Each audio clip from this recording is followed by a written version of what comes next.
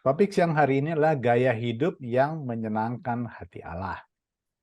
Nah, menurut Kamus Besar Bahasa Indonesia, arti gaya hidup adalah pola tingkah laku sehari-hari segolongan manusia di dalam masyarakat. Gaya hidup bukan maksudnya hidup yang gaya-gayaan gitu ya, tetapi tingkah laku sehari-hari di dalam kehidupan kita di dalam masyarakat. Nah, tingkah laku itu apa sih? Tindakan-tindakan yang sering kita lakukan, gitu. Menjadi sebuah kebiasaan, bukan hanya sesekali atau di hari-hari tertentu saja. Misalkan, oh, orang ini rohani, cuma di hari Minggu aja. Bukan. Gitu. Karena banyak orang yang Senin sampai hari Sabtu itu buat dirinya sendiri, tapi hari Minggu aja buat Tuhan. Nah, bukan itu maksudnya. Jadi gaya hidup adalah memang apa yang menjadi karakter, apa yang menjadi nafas kehidupan, apa yang menjadi kebiasaan dari seseorang. Itu gaya hidup. Nah, biasanya yang bisa menilai adalah pribadi yang kerap berinteraksi dalam kehidupan sehari-hari.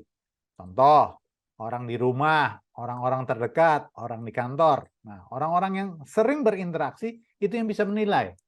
Kalau yang di luaran sana, yang jauh gitu, mereka hanya bisa melihat luarnya aja. Yang ada adalah mereka hanya melihat citra. Makanya kalau misalkan politikus gitu ya, kelihatannya take care, kelihatannya peduli, biasanya pas mau pemilihan aja. Namanya pencitraan. Itu bukan gaya hidup sehari-hari. Nah, perbuatan yang sudah menjadi perbuatan baik yang sudah menjadi kebiasaan yang natural, artinya memang sudah bawaan di dalam dirinya gitu. Karena dilakukan dengan ketulusan, dengan kasih.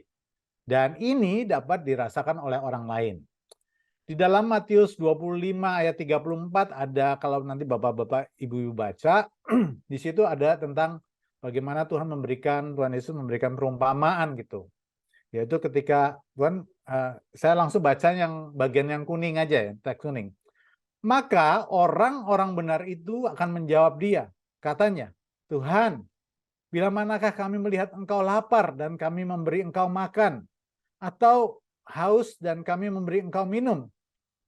Bila mana kami melihat engkau sebagai orang asing dan kami memberi engkau tumpangan atau telanjang dan kami memberi engkau pakaian?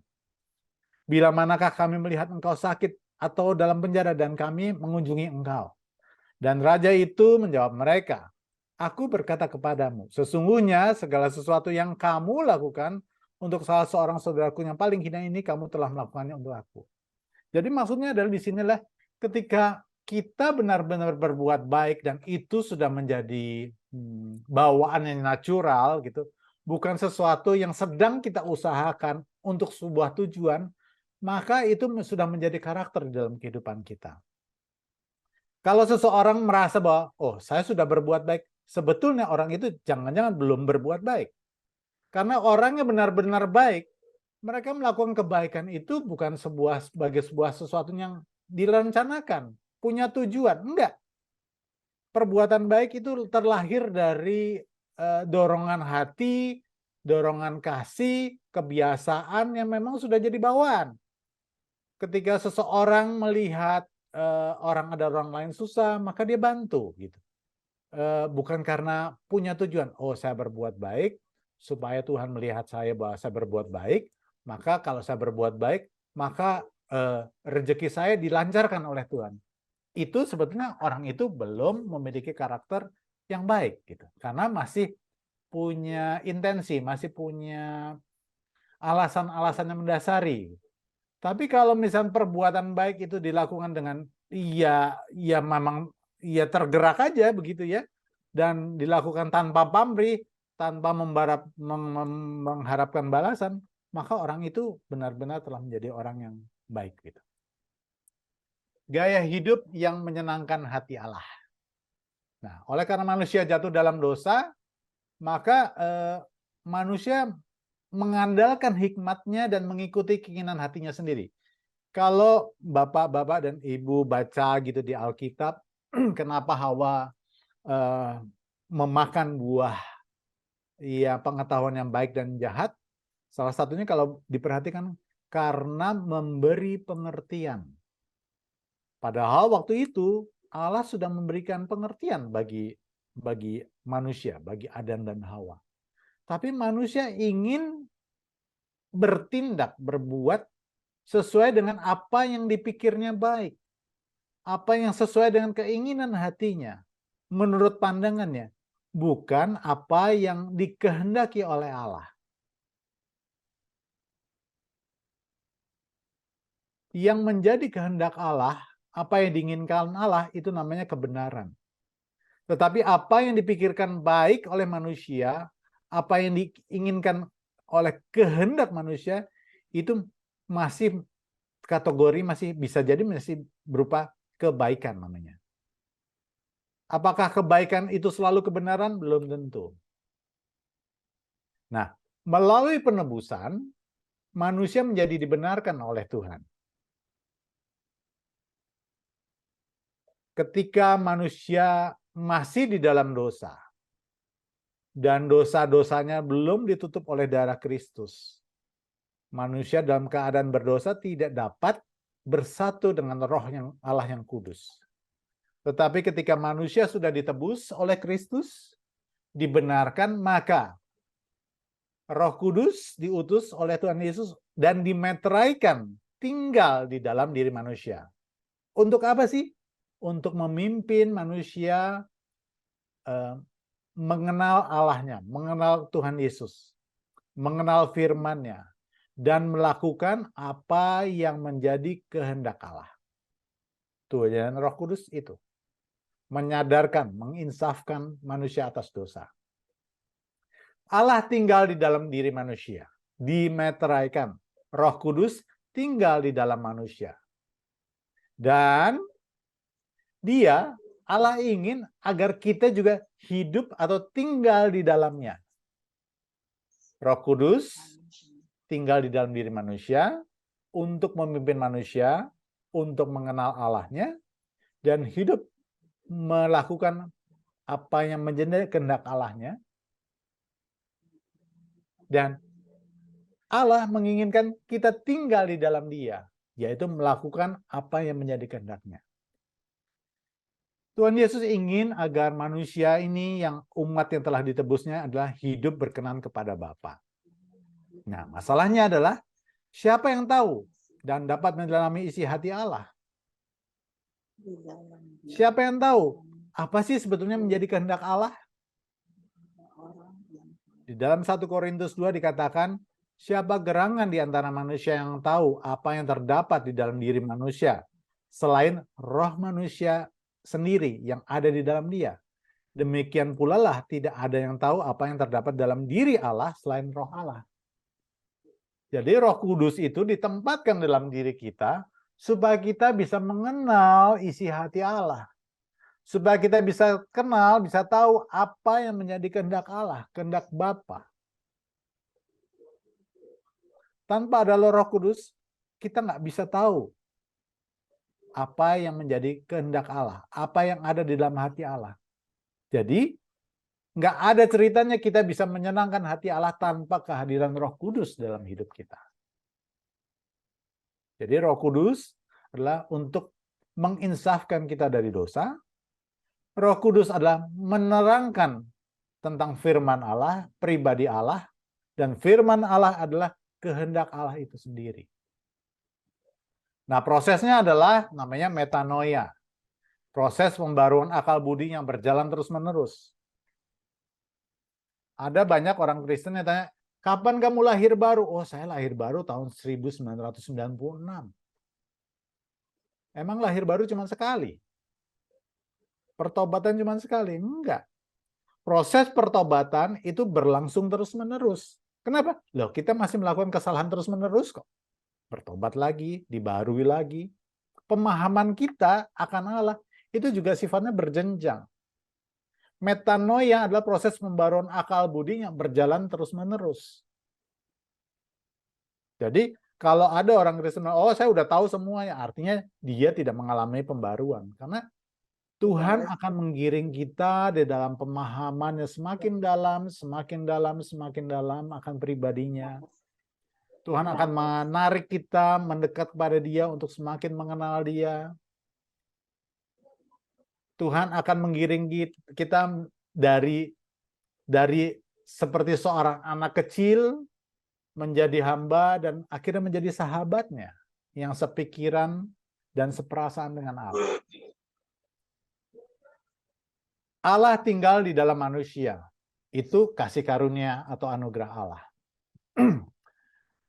Ketika kita bisa menerima Yesus Kristus dan mengaku bahwa Yesus Kristus adalah Tuhan dan Juru Selamat, itu karena Roh Allah, Roh Kudus yang mengilhamkan dalam diri kita. Bukan karena kemampuan kita dapat memahami itu, bukan.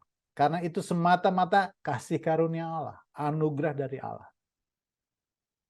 Seberapa hebat pun seseorang menjelaskan tentang Allah, tidak akan membuat kita percaya kepada Allah kalau bukan karena ilham dari Roh Kudus. Jadi semata-mata bahwa menerima Allah, menerima Yesus Kristus sebagai Tuhan dan Juru Selamat, itu adalah kasih karunia, itu anugerah Allah, bukan usaha kita.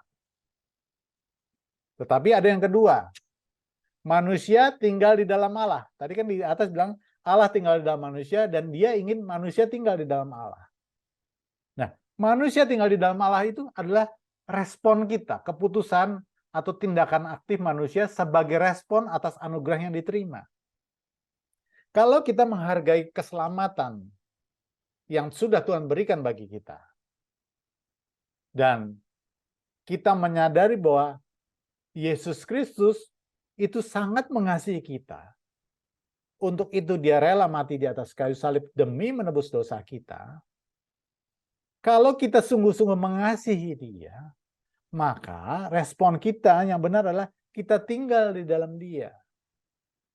Maksudnya adalah kita menghidupi firman-Nya. Kita mengkonsumsi firman-Nya. Kita melakukan apa yang menjadi kehendak-Nya sesuai dengan apa yang firman katakan. Kalau kita bilang kita mengasihi Tuhan, tanpa ada wujudnya perbuatan nyata dalam kehidupan kita, maka ucapan kita adalah omong kosong. Iman tanpa perbuatan adalah mati. Iman, banyak orang juga mengartikan iman tuh hanya masih di dalam pikiran aja. Aku percaya Tuhan. Ketika kita percaya Tuhan, apakah kita sungguh mempercayakan hidup kita kepadanya, menyerahkan hidup kita kepadanya? Kita melakukan segala apa yang diputuskan dalam kehidupan kita. Kita percaya bahwa apa yang diberikan itu terbaik dalam kehidupan kita. Atau kita masih komplain terus. Kita nggak percaya, kita nggak terima dengan segala keputusan Tuhan. Jangan-jangan emang kita belum percaya pada Tuhan. Nah, menarik. Di Alkitab, kalau mungkin sebagian besar ibu-ibu di sini punyanya mungkin Alkitab yang terjemahan baru, tapi yang lama ya. Di dalam Galatia 2 ayat 16 dikatakan gini. Kamu tahu bahwa tidak seorang pun yang dibenarkan oleh karena melakukan hukum Taurat. Tetapi hanya oleh karena iman dalam Kristus Yesus. Sebab itu kami pun telah percaya kepada Kristus Yesus supaya kami dibenarkan oleh karena iman. Karena terima Tuhan Yesus sebagai Tuhan yang Juru Selamat. Dan bukan karena melakukan hukum Taurat. Sebab tidak ada seorang pun yang dibenarkan oleh karena melakukan hukum Taurat. Di dalam terjemahan yang lama ini, karena yang kuning tulisannya karena iman dalam Kristus Yesus. Tetapi dalam terjemahan yang baru, LAI terjemahan baru yang bukunya ini ada stikernya nih, Alkitab terjemahan baru edisi 2. Dikatakan gini, kita tahu bahwa tidak seorang pun yang dibenarkan karena melakukan hukum Taurat. Tetapi melalui iman dalam Yesus Kristus. Kalau yang di atas karena. Tapi di sini melalui iman. Kalau kita pahami melalui artinya kita berjalan di dalamnya. Melalui. Kalau Bapak Ibu melalui jalan ini, melalui lorong ini. Artinya ada tindakan aktif. Bukan hanya dalam pikiran kita, tetapi kita bertindak berjalan di dalamnya melalui iman dalam Yesus Kristus. Artinya kita melakukan segala sesuatu mengikuti apa yang Tuhan Yesus ajarkan kepada kita. Di sini lebih menjelaskan iman itu sendiri, perbuatan aktif. Terima keselamatan adalah benar-benar pasif, kita terima anugerah. Tetapi selanjutnya bukan hanya berhenti sampai situ saja, kita harus berjalan di dalamnya, tinggal di dalam Dia. Gaya hidup yang menyenangkan hati Allah. Kalau misalkan anak saya, aku mau menyenangkan hati papa, yang menilai bahwa aku sudah menyenangkan hati papa siapa? Ya papanya, si pemilik hati itu. Bukan orang lain, bukan diri kita sendiri. Perbuatan baik itu harus mulai dari pikiran, perkataan, dan perbuatan. Apakah semua yang baik itu benar dan berkenan kepada Allah? Belum tentu. Jadi, manusia tuh nggak bisa mengandalkan pikirannya sendiri. Menurutku baik begini. Bisa jadi, iya baik, tapi timingnya nggak pas. Maka kalau ibu-ibu perhatikan gitu ya, ketika Tuhan Yesus hendak melakukan mukjizat termasuk pada Lazarus, Tuhan Yesus katakan waktuku belum tiba. Ketika manusia di dalam dunia ini, itu ada ruang dan waktu. Nah, manusia sebagai ciptaan itu berada dalam ruang dan waktu. Semua ada urutannya. Nggak bisa acak.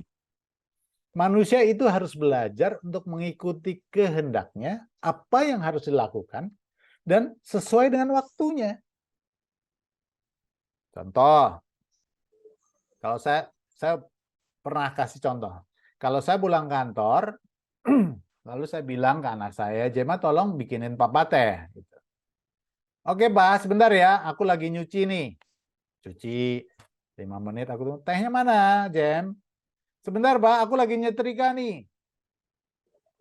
15 menit loh, tehnya kok belum ada, aku haus. Sebentar, Pak, aku lagi cuci mobil dulu, papa dulu ya.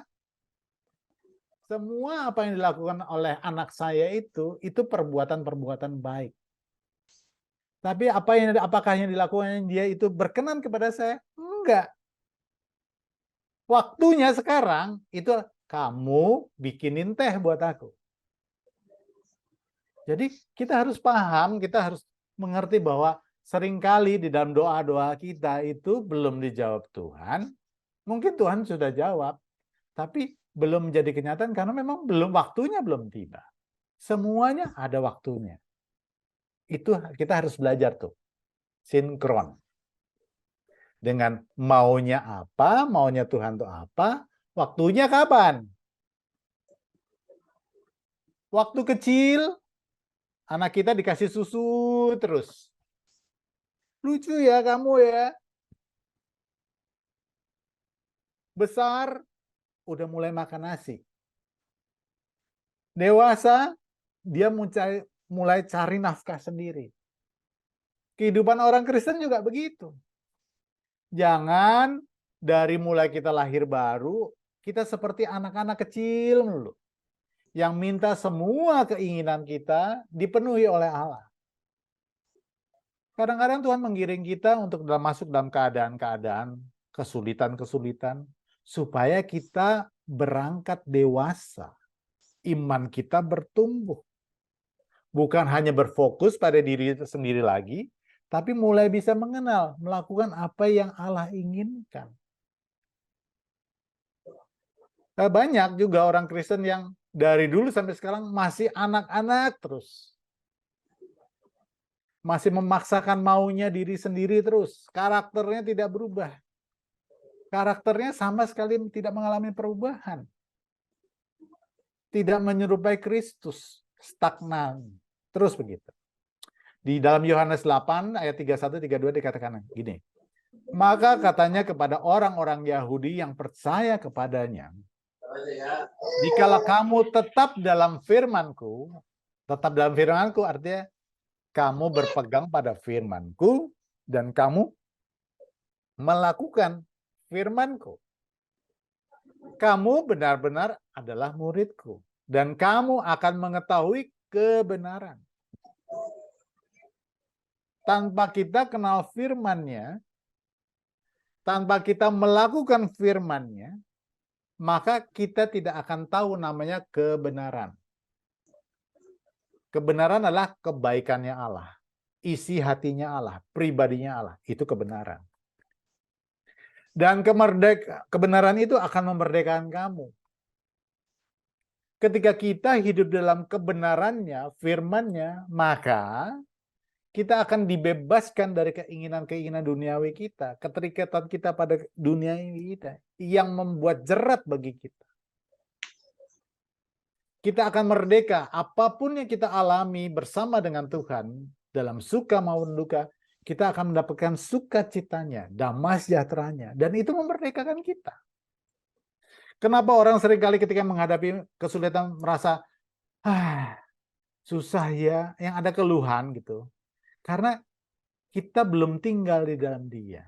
Kita belum bisa memandang apa yang kita hadapi dari sudut kacamatanya Allah. Kita hanya memandang dari sudut kacamatanya kita. Kita mengeluhkan semua itu. Untuk mengetahui arti dari kebenarannya sesungguhnya, berarti kita harus tetap tinggal dalam firman Allah. Artinya kita melakukan firman-Nya dan benar-benar menjadi murid-Nya. Murid adalah mengikuti apa yang diajarkan oleh gurunya. Nggak ambil jalan sendiri. Nggak ambil kesimpulan sendiri. Nggak berpikir menurut dia baik. Enggak. Tapi dia berusaha sekuat tenaga untuk menyesuaikan dengan apa yang menjadi kehendak Allah. Dan percaya apa yang diberikan Allah, apa yang terjadi dalam hidupnya, itu semua dalam kontrolnya Allah. Untuk mendatangkan kebaikan bagi dia. Semua oleh karena kasih. Nah, Tuhan, ini. Jawab hukum kasih. Jawab Yesus kepadanya, kasihlah Tuhan Allahmu dengan segenap hatimu dan segenap jiwamu dan segenap akal budimu. Itulah hukum yang terutama dan yang pertama. Terus begitu ya. Jadi, Tuhan ingin apa yang kita lakukan kepadanya dan kepada sesama itu oleh karena kasih. Kenapa? Karena Allah terlebih dahulu mengasihi kita. Dan Allah itu kasih. Apa yang Tuhan inginkan ketika kita melakukan segala sesuatu yang kita bilang, aku mengasihi Tuhan, aku lakukan ini demi untuk Tuhan. Bukan karena kita takut kita dapat penyakit, bukan karena kita takut bahwa berkat-berkatnya itu akan berhenti, bukan karena kita takut bahwa jangan-jangan karir saya nanti takut mandek. Bukan karena itu. Tapi kita lakukan karena kita tahu bahwa Tuhan mengasihi kita. Dan kita percaya bahwa segala sesuatu itu baik bagi kita. Apapun keputusanmu, aku mau lakukan karena aku percaya kepadamu. Karena aku mengasihimu. Sekalipun apa yang aku alami itu bukan keinginanku. Sekalipun apa yang aku lakukan itu tidak sesuai dengan ekspektasiku. Tapi aku percaya bahwa Tuhan, Engkau baik. Nah, orang yang bisa begini itu orang yang memang udah ketemu sama Tuhannya. 1 Yohanes 4 ayat 7-9 dikatakan, saudara-saudaraku yang terkasih, yang kekasih, marilah kita saling mengasihi sebab kasih itu berasal dari Allah. Dan setiap orang yang mengasihi lahir dari Allah dan mengenal Allah. Barang siapa tidak mengasihi, ia tidak mengenal Allah, sebab Allah adalah kasih. Dalam hal inilah kasih Allah dinyatakan di tengah-tengah kita, yaitu supaya bahwa Allah telah mengutus anak yang tunggal dalam dunia supaya kita hidup olehnya. Jadi, kalau kita sudah terima Yesus Kristus sebagai Tuhan Juru Selamat, kita tahu bahwa kita ini orangnya celaka, harusnya binasa, tetapi mendapat kasih karunia Tuhan. Diselamatkan dari kebinasaan. Nggak ada alasan sebetulnya kita diselamatkan, nggak ada alasan. Hanya satu, karena Allah mengasihi kita. Sehingga kalau kita sadari itu, ada orang bersalah pada kita, membuat kita kecewa, kita harus ampuni. Kenapa? Karena kita sudah terima hal yang sama, bahkan lebih dari itu dari Tuhan. Kita mengasihi orang bukan karena orang itu mengasihi kita? Enggak.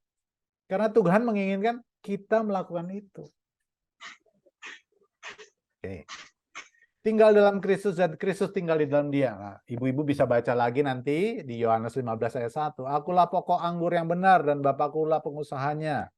Terus baca 15 ayat 4. Tinggallah di dalam aku dan aku di dalam kamu. Jadi yang saya tulis di atas itu bukan karangan, tapi perintah Tuhan. Tinggallah di dalam aku dan aku di dalam kamu.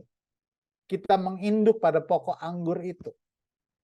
Supaya kita berbuah, supaya karakter kita diubahkan.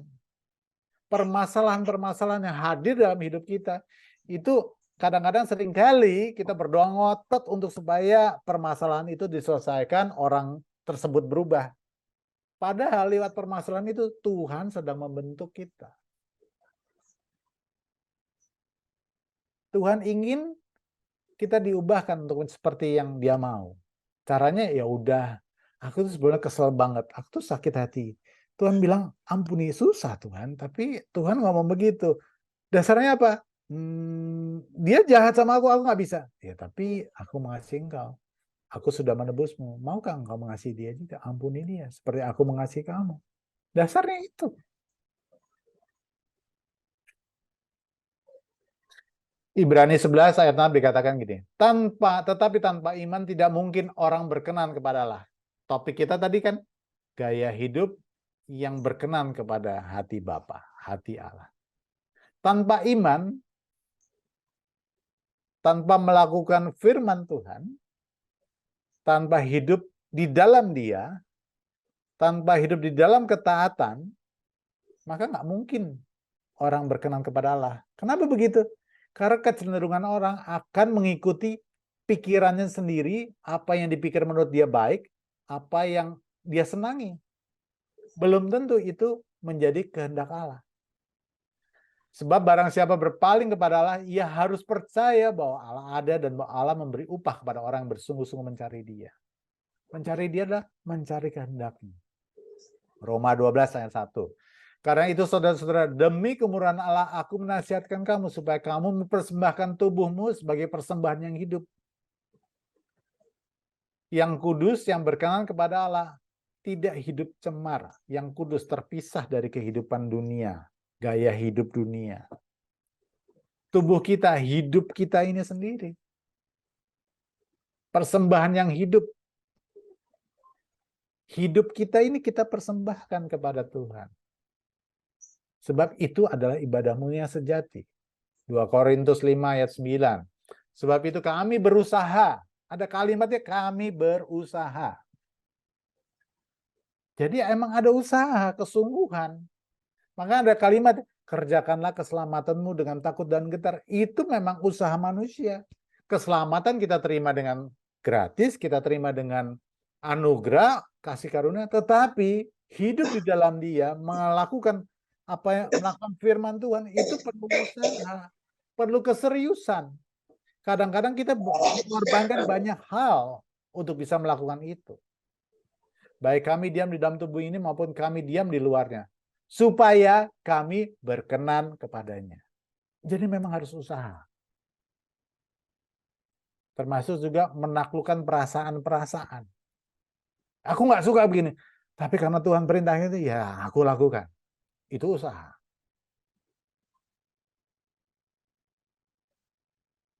Jadi bagaimana sekarang? Galatia 1 ayat 10. Apakah aku cari kesukaan manusia atau kesukaan Allah? Judulnya tadi, berkenan kepada hati Allah. Pilihan. Ini pilihan. Adakah aku coba berkenan kepada manusia? Termasuk kepada diri sendiri. Mau-mauku sendiri. Yang membuatku nyaman. Sekiranya aku masih mau mencoba berkenan kepada manusia, maka aku bukanlah hamba Kristus. Manusia itu termasuk diri sendiri. 1 Tesalonika 2 ayat 4. Sebaliknya, karena Allah telah menganggap kami layak untuk memberitakan Injil kepada kami, karena itulah kami berbicara. Oke, ini bukan. 1 Yohanes 4 ayat 19. Kita mengasihi baik mengasihi Allah maupun sesama, karena Allah lebih dahulu mengasihi kita. Alasannya cuma itu. Bukan karena orang baik sama kita, maka kita baik sama dia, bukan. Karena Allah terlebih dahulu mengasihi kita. Nah, ini saya buat diagram yang mungkin bisa, mudah-mudahan bisa menyederhanakan. Dalam hidup kita itu Tuhan sebetulnya memberi pilihan. Hidup dalam berkat atau hidup dalam kutuk. Ulangan 11 ayat 26 sampai 28. Ibu-ibu sering baca pasti ini. Tuhan berikan koridor. Kita silahkan pilih. Kamu mau hidup dalam berkat, hiduplah sesuai dengan ketentuan yang aku berikan. Tetapi ketika kamu keluar dari ketentuan yang aku berikan, maka otomatis kamu menempatkan dirimu sendiri hidup di dalam kutuk. Ini dicabut nggak oleh Tuhan? Enggak. Kalau kita hidup seturut dengan kehendak Allah, hidup sesuai dengan firman-Nya, masuk di dalam Dia, hidup taat dalam pimpinan Roh Kudus, maka kita hidup di dalam berkat.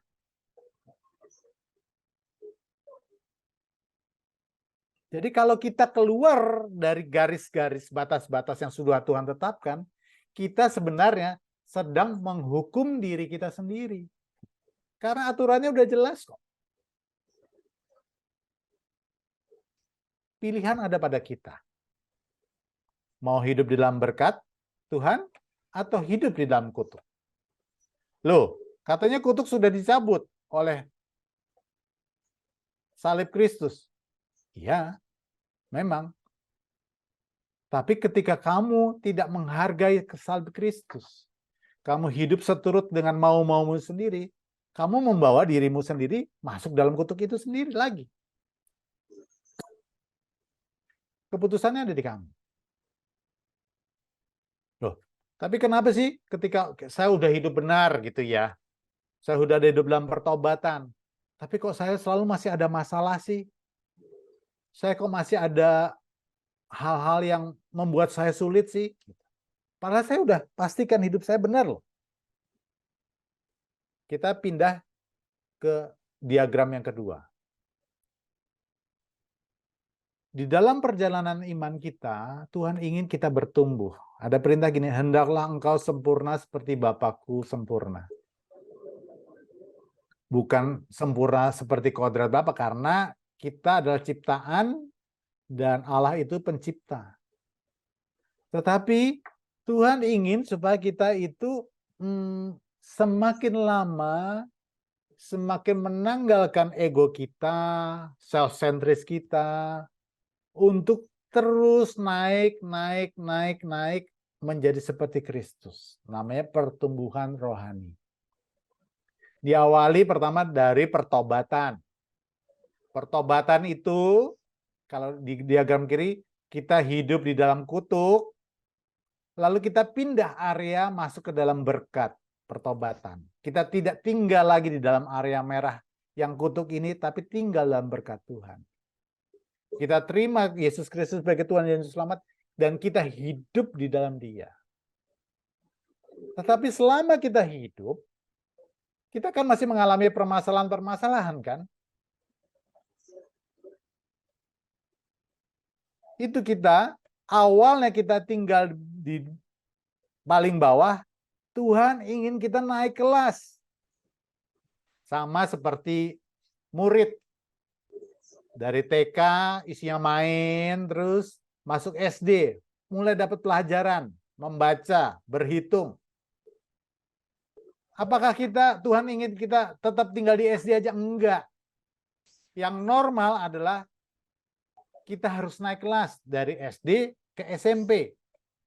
Dan setiap kali kenaikan kelas dari kelas 1 ke kelas 2 itu ada namanya ulangan. Dikasih persoalan yang harus kita pecahkan. Enggak dibantuin guru. Seolah-olah sendirian, padahal gurunya ngawasin di situ. Dari 1 SD, 2 SD, 3 SD, masuk SMP, soalnya makin sulit. Persoalannya Tuhan izinkan hadir dalam kehidupan kita, itu dalam rangka supaya kita naik kelas. Terus naik ke atas, ke atas, ke atas, terus sampai itu namanya yang kayak tadi saya bilang, metanoia, pembaruan akal budi. Pikiran kita diubahkan oleh Tuhan. Perbuatan kita juga diubahkan oleh Tuhan. Makin lama semakin serupa dengan Kristus. Kita nggak bisa pilih, aku mau tetap di yang merah di bawah aja, nggak bisa. Tuhan akan menggiring kita, membawa kita, mengangkat kita, yuk naik kelas. Caranya gimana? Aku kasih izinkan persoalan hadir dalam hidupmu. Masalah ekonomi, pasangan hidup, anak, pekerjaan, apapun itu. Supaya ketika kita diberi permasalahan, kita bisa mengenali diri kita sebelumnya posisinya itu seperti apa sih. Tuhan sih udah tahu kita itu seperti apa. Tapi bisa jadi kita tuh nggak tahu diri kita tuh seperti apa di hadapan Tuhan.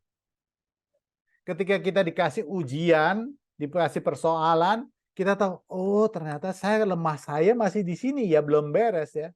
Itu yang harus diperbaiki. Ternyata saya nggak sabar ya, maka saya harus berlatih lagi supaya kesabaran saya semakin lama semakin besar. Ternyata saya masih lemah di sini ya, lewat persoalan itu saya jadi tahu, oh ternyata saya tuh masih begini loh, masih begitu loh. Tuhan sih udah tahu saya kita gimana, kitanya belum tahu kita itu gimana. Lewat persoalan itu, maka ujian-ujian itu membuat kita tahu bahwa, oh ternyata saya masih punya kelemahan di sini. Ini yang harus diperbaiki, ini yang diperbaiki lagi. Semakin berkurangnya kelemahan-kelemahan kita, kedagingan kita, maka orang yang semakin kelemahan dan kekurangannya berkurang, dia akan menjadi semakin lama semakin sempurna. Menurut ukuran Allah. Kan tadi berkenan kepada Allah. Jadi yang menilai Allah. Dia sudah bisa menilai, tapi dia pengen kasih tahu nilainya itu gimana lewat persoalan. Hadir dalam kehidupan kita. Oh, kita meresponinya gimana? Setiap peristiwa atau masalah dalam hidup orang percaya adalah sarana untuk mengubah dan membentuk menjadi pribadi yang Bapa inginkan. Jadi, kalau dapat persoalan, bersyukurlah. Bukan karena Tuhan ingin menjatuhkan kita, Tuhan pelit nggak kasih kita berkat. Bukan. Tuhan ingin membentuk kita, mengubahkan kita. Ketika kita punya masalah dengan pasangan hidup, kita doa kita, Tuhan, pasangan hidup saya ini, suami saya, istri saya begini, gini. Kita doain, ya nggak berubah-ubah. Ternyata, sebetulnya Tuhan sedang ingin mengubahkan kita. Tuhan juga berperkara dengan pasangan hidup kita. Tapi Tuhan sedang ingin mengubahkan kita. Bersyukurlah untuk setiap peristiwa permasalahan dalam hidup kita. Karena peristiwa itu akan ada selesainya kok. Tapi Tuhan ingin supaya kita hidup di dalam Dia. Semakin lama semakin naik, melekat pada Dia. Bukan malah mencari solusi menurut pandangan kita baik, bukan. Tapi Tuhan ingin kita menyelesaikannya menurut sudut pandangnya Dia, caranya Dia. Yang kedua, ini penting sekali untuk dipegang, supaya kita nggak curiga pada Allah. Allah tidak pernah merancangkan rencana yang membawa pada kebinasaan. Sekalipun yang terjadi dalam hidup kita adalah kemalangan. Yang kita ukur orang dunia kemalangan, kesialan. Bukan. Karena apa? Ketika di dalam permasalahan, kekelaman, seringkali kita justru bertemu dengan Tuhan. Ingat ya kisahnya Ayub. Dulu aku tahu Allah dari apa kata orang. ketika dia sudah mengalami penderitaan, padahal Ayub itu adalah orang yang saleh. Dan dia harus mengalami banyak hal, kemalangan. Orang bilang kesialan, mungkin begitu ya. Bayangin anak-anaknya mati, hartanya lenyap, tubuhnya sakit. Tapi semuanya itu tidak membawa kebinasan bagi Ayub. Justru semakin mendekatkan Ayub pada Tuhan. Sehingga akhirnya dia bilang, sekarang aku bisa kenal dia dari muka dengan muka. Apa yang ada dalam diri kita itu akan binasa. Nggak akan dibawa selama-lamanya. Tapi ada yang akan kita bawa ke dalam kekekalan. Jadi permasalahan itu ya paling efeknya pada apa yang ada, yang akan ada binasa. Tapi bukan kebinasaan yang kekal. Kenapa begitu?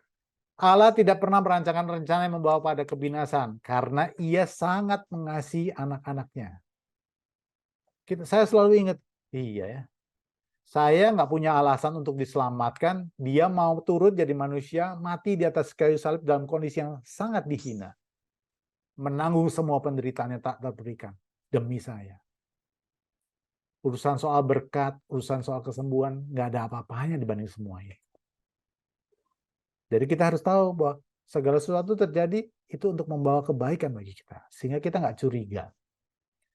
Yang ketiga, yang terakhir adalah selalu bersyukur atas segala perkara karena semua terjadi atas izinnya untuk mendatangkan kebaikan dan ia adalah Allah yang tetap setia.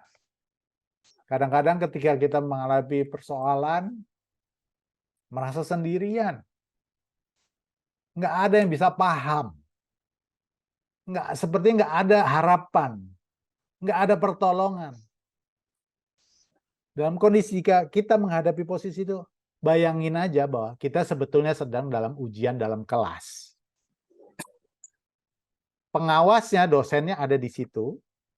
Dia lihat semua kejadiannya. Dan dia tahu semua ukurannya kita, mampunya kita gimana. Dan soal-soal yang dikasih ke kita, itu sesuai dengan kemampuan kita. Ujian itu sesuai dengan kemampuan kita. Dia udah ukur. Bukan dia nggak tahu kita, tapi supaya kita tahu bahwa kita itu sudah menguasai masalah itu apa enggak sih. Contohnya kalau ada ujian matematika, ternyata saya udah latihan begini-gini, ternyata ada soal yang saya nggak mampu selesaikan. Ternyata saya masih ada kurangnya ternyata di situ ya. Berikutnya, saya harus belajar lagi untuk bisa menguasainya. Betapa baiknya Tuhan. Apa yang terjadi dalam hidup kita, Tuhan berikan, Tuhan izinkan untuk supaya kita tadi naik kelas. Yang kanan ini. Caranya cuma itu. Supaya kita menjadi seperti Kristus, sempurna seperti Bapa yang sempurna, caranya itu melalui proses kehidupan. Melalui step-step yang memang harus kita lalui. Nggak ada pilihan lain. Nggak ada cara mudah. Tetapi ketika kita selalu mulai lentur gitu ya, percaya, lama-lama permasalahan hidup menjadi sesuatu hal yang nggak berat. Kenapa? Karena apa? Kita percaya bahwa ada pertolongan Tuhan, ada pengharapan. Semakin pikiran kita, perasaan kita menjadi semakin serupa dengan Kristus, permasalahan-permasalahan yang kita hadapi itu akan menjadi semakin terasa ringan. Yang berat itu adalah ketika kita bertentangan dengan pikiran Allah, bertentangan dengan maunya Allah, bertentangan dengan perasaan Allah, itu jadi berat. Karena kita menganggap tanpa sadar bahwa apa yang dilakukan Allah itu, Allah menjadi seteru kita. Tapi ketika kita setuju dengan kehendak Allah, maka hidup kita menjadi semakin ringan. Permasalahannya tidak menjadi lebih ringan loh. Tapi rasanya kita, kondisi batiniah kita, itu menjadi ringan, bahkan bersukacita. Coba ingat para rasul, ketika dalam pelayanannya, para rasul itu menjelang ajalnya, mereka disiksa, mengalami kesulitan, tapi mereka bersukacita. Oleh karena dilayakan turut dalam penderitaannya. Kan aneh ya. memang sulit untuk dibayangkan. Tapi begitu. Allah ingin kita bertumbuh. Jadi kalau misalkan ada permasalahan, lalu kita udah periksa-periksa, apa ya, aku salah apa ya? Saya kok nggak ada yang salah ya? Apa pastikan posisi kita dalam ruang hijau itu yang sebelah kiri itu. Nggak ada yang salah. Rendahkan hati dulu, minta pimpinan terus, apa ya Tuhan ya? Nggak ada yang salah. Oh, kalau udah benar, berarti Tuhan lagi pengen kita naik kelas. Artinya kita masuk dalam ruang ujian. Udah itu aja. Tuhan, tolong aku untuk bisa melalui semua ini. Tanpa pertolonganmu, tanpa hikmatmu, aku nggak sanggup. Aku terbatas. Tuhan nggak terbatas. Tapi aku mau untuk Tuhan terus bentuk. Disempurnakan menjadi seperti yang Tuhan mau. Ketika kita lentur, kita mengikuti apa yang menjadi kehendak Tuhan, maka semuanya akan kita dijalankan dengan lebih ringan. Nggak gampang, tapi akan terasa lebih ringan. Oke, selesai. Mari kita berdoa.